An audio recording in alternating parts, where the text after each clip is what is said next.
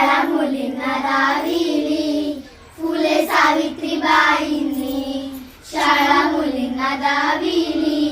कन्या शाळेची पहिली पाटी पुण्यात लाविली, कन्या शाळेची पहिली पाटी पुण्यात लाविली. भाऊ सोसले हे कष्ट नाही जिद्द ती सोडली, भाऊ सोसले हे कष्ट नाही जिद्द ती सोडली.